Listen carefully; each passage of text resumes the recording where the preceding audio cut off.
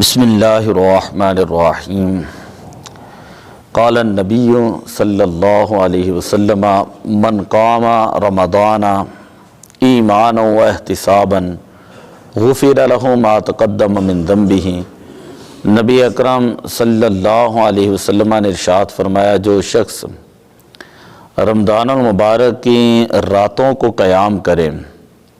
تو اللہ تبارک و تعالی اس بندے کے تمام گناہوں کو معاف فرما دیتا ہے۔ ام المومنین اما عائشہ صدیقہ رضی اللہ تعالی عنہا سے مروی ہے کہ ایک مرتبہ حضور علیہ الصلاۃ والسلام عشاء کے بعد مسجد نبوی شریف کے اندر آپ نے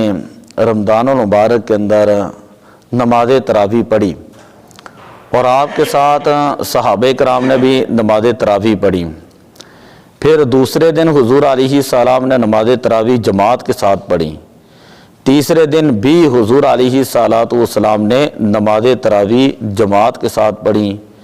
چوتھے دن پھر حضور علیہ السلام باہر تشریف نہ لائے اور فجر کی نماز پڑھانے کے بعد حضور علیہ السلام نے ارشاد فرمایا کہ میں باہر اس لیے نہیں آیا کہیں تراویح کی نماز تمہارے اوپر فرض نہ ہو جائے۔ جمہور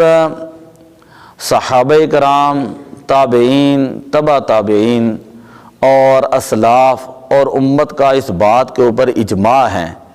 کہ 20 رکعات نماز تراویح یہ سنت مؤکدہ ہیں۔ ہر مسلمان عاقل اور بالغ اسے چاہیے کہ یہ نماز ادا کریں۔ جو شخص جان بوجھ کر یا اس کو ہلکا سمجھتا ہے اور نماز تراویح نہیں پڑھتا، وہ بندہ گمراہ ہے، وہ بندہ نافرمان ہے اور وہ بندہ گمراہ ہے۔ اسی طرح حضرت سیدنا عمر فاروق رضی اللہ تعالیٰ عنہ کا دور مبارک آیا۔ آپ نے صحابہ کو جب دیکھا کہ الگ الگ نماز تراویح پڑھ رہے ہیں تو آپ نے ان تمام صحابہ کرام کو ایک امام کے پیچھے جمع کیا اور ایک امام نے ان کی امامت کروائی۔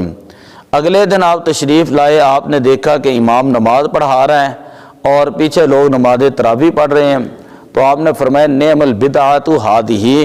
کہ یہ کتنا اچھا طریقہ ہے نماز پڑھنے کا، یہ کتنا اچھا انداز ہے۔ دوسرا مسئلہ، نماز تراویح کی نیت کیا ہوتی ہے؟ نماز تراویح کی نیت کیا ہوتی ہے؟ اکثر لوگوں کو نماز تراویح کی نیت کا ہی نہیں پتہ ہوتا۔ جب ہم نماز امام کے پیچھے پڑھیں گے تراویح تو پھر 20 رکعت نماز تراویح میں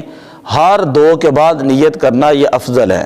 علیحدہ علیحدہ نیت کرنا بائی پارٹس جسے ہم کہتے ہیں، یہ نیت کرنا افضل ہوتا ہے اور اس کا طریقہ کار یہ ہوتا ہے انسان کے کہ 2 رکعت نماز تراویح سنت، نماز تراویح سنت، پیچھے اس امام کے منہ کعبہ شریف اللہ اکبر۔ اگر وہ سنت کا لفظ نہیں بھی کہتا، ویسے بھی یہ کہہ دیتا 2 رکعت نماز تراویح، تب بھی نیت درست ہے۔ اسی طرح اگر بندہ امام کے پیچھے ہے، نیت کرنا زبان سے بھول گیا ہے، یاد رکھے مسئلہ،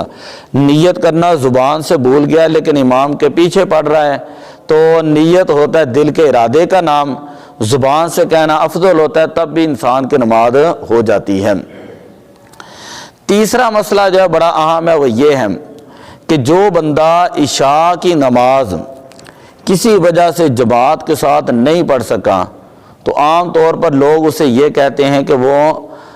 وتر کی نماز جو ہے وہ بھی رمضان میں جماعت کے ساتھ نہ پڑھیں۔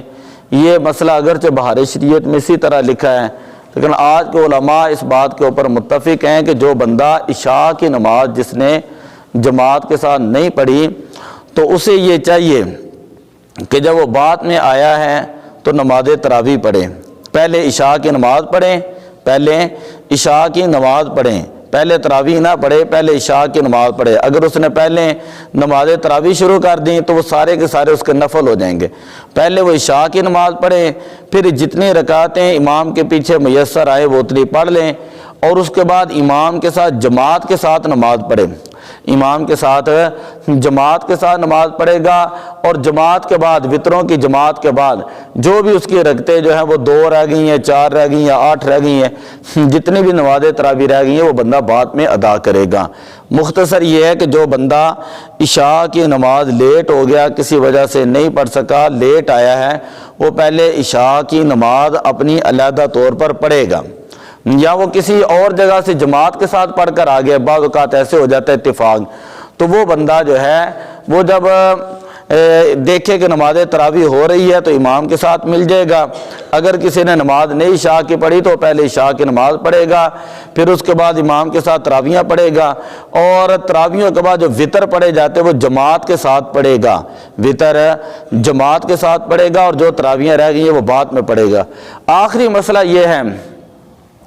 کہ رمضان المبارک کے اندر کئی لوگ 8 رکعات نماز تراویح پڑھتے ہیں، اور وہ یہ سمجھتے ہیں کہ بدلے 8 ہی رکھتے ہیں، اور لوگوں کو بھی گمراہ کرتے ہیں، لوگوں کو بھی یہ کہتے ہیں صرف 8 تراویح ہیں۔ اب رات کو دیکھیں مکہ شریف کے اندر تراویح ہوئی ہیں تو 20 رکعات جو ہم سنتے رہے ہیں رات کو جو ہے وہ مکے کے اندر 20 پڑھی گئی ہیں، مدینہ پاک کے اندر 20 پڑھی گئی ہیں، پوری دنیا کے اندر 20 رکعات نماز تراویح پڑھی جاتی ہیں۔ اور یہ جو روایت پیش کرتے حضرت عائشہ صدیقہ رضی اللہ تعالیٰ عنہ نے بیان کیا کہ نبی پاک صلی اللہ علیہ وسلم نے عشاء کے بعد جو ہے 11 رکعتیں پڑھی ہیں، تو بھائی وہ حدیث پاک جو بخاری کے لے کر آتے ہیں وہ پورے سال کے لیے، کہ نبی پاک صلی اللہ علیہ وسلم کا طریقہ یہ تھا کہ پورا سال آپ تہجد کے لیے جب اٹھتے تھے تو 8 رکعتیں نماز تہجد پڑھا کرتے تھے۔ اس سے یہ بھی پتہ چلا تہجد جو سنت ہے نبی پاک کے طریقے کے مطابق جو ہے وہ کم از کم 8 رکعتیں ہیں۔ اگر 8 نہیں پڑھ سکتا تو کم از کم 2 ہی پڑھ لے، 4 پڑھ لے، 6، وہ اس کی اپنی مرضی ہے، لیکن نبی پاک صلی اللہ علیہ وسلم سارا سال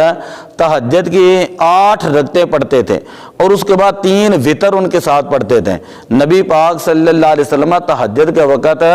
8 رکعتیں تہجد کی پڑھتے ہیں اور 3 رکعات وطر اس کے ساتھ پڑھا کرتے ہیں۔ اور ان لوگوں نے ویسے پخانہ بنا لیا ہمارے مسلمانوں کو گمراہ کرنے کے لیے، نہیں جی 8 رکعتیں تراویح، ویسے اگر بندہ 2 تراویح پڑھ لیں، 4 پڑھ لے، 6 پڑھ لے، 8 پڑھ لیں، عقیدہ نہ بنائے تو اس کے اندر تو کوئی حرج نہیں ہے۔ کسی مجبوری کے تحت اس نے کوئی 18 پڑھ لی ہیں، 16 پڑھ لی ہیں، 8 پڑھی ہیں تو اس کے اندر تو کوئی حرج نہیں، لیکن کہنا ہوتی ہی 8 ہیں تو یہ جو ہے وہ بالکل طریقہ کار درست نہیں ہے۔ دعا اللہ تعالیٰ عمل کی توفیق عطا فرمائے۔